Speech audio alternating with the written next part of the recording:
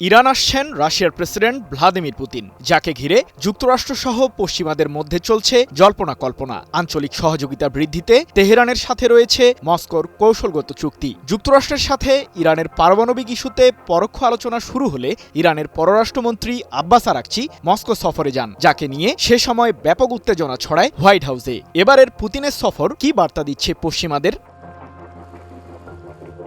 পারমাণবিক ইস্যুতে ইরান যুক্তরাষ্ট্রের সাথে সমঝোতায় না আসলে তেহরান জুড়ে বোমা হামলা চালানোর হুমকি দেন মার্কিন প্রেসিডেন্ট ডোনাল্ড ট্রাম্প। এছাড়াও ইরানকে লক্ষ্য করে কয়েক দফায় নিষেধাজ্ঞাও জারি করে হোয়াইট হাউস। এমন পরিস্থিতির মধ্যে যুক্তরাষ্ট্রের সাথে পরোক্ষ আলোচনায় রাজি হয় ইরান।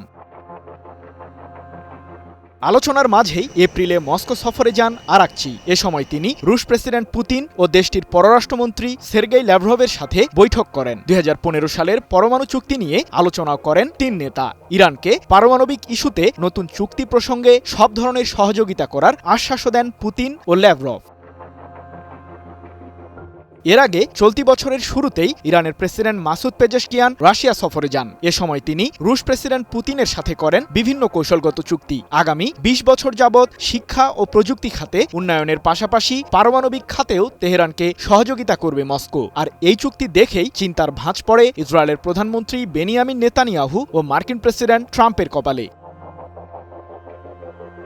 মধ্যপ্রাচ্যে ইসরায়েলের সামরিক বাহিনীর আগ্রাসন ও মার্কিন প্রশাসনের হুমকির মুখেই এবার ইরান সফরে আসার ঘোষণা দিয়েছেন প্রেসিডেন্ট পুতিন। এ প্রসঙ্গে ক্রেমলিন মুখপাত্র দিমিত্রি পেসকভ বলেন, রুশ প্রেসিডেন্টকে ইরান সফরের জন্য আমন্ত্রণ জানিয়েছে তেহরান। মস্কোর সাথে তেহরানের সম্পর্ক অত্যন্ত গভীর ও মূল্যবান, তবে সফরের তারিখ এখনও নির্ধারিত হয়নি। দিমিত্রি পেসকভের বরাতে ১৪ মে বিষয়টি নিশ্চিত করেছে মধ্যপ্রাচ্য ভিত্তিক সংবাদ মাধ্যম তাসনিম নিউজ এজেন্সি।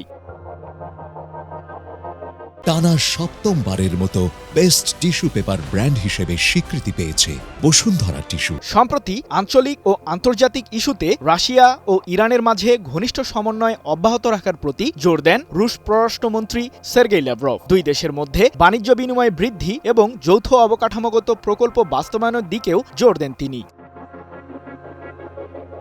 গত বছরের নভেম্বরে ইরানের সামরিক বহরের শক্তি বাড়াতে দেশটিকে বেশ কয়েকটি সুখোই SU-35 মডেলের আধুনিক যুদ্ধবিমান সরবরাহ করে রাশিয়া। ইউক্রেনের বিরুদ্ধে যুদ্ধে লড়তে রাশিয়াকে শাহেদ 136 মডেলের ড্রোন দিয়েছে তেহরান, এমন অভিযোগও রয়েছে ইরানের বিরুদ্ধে পশ্চিমাদের, যদিও তেহরান ও মস্কো বিষয়টিকে নাকচ করেছে। সৃজন মাহমুদ, নিউজ 24।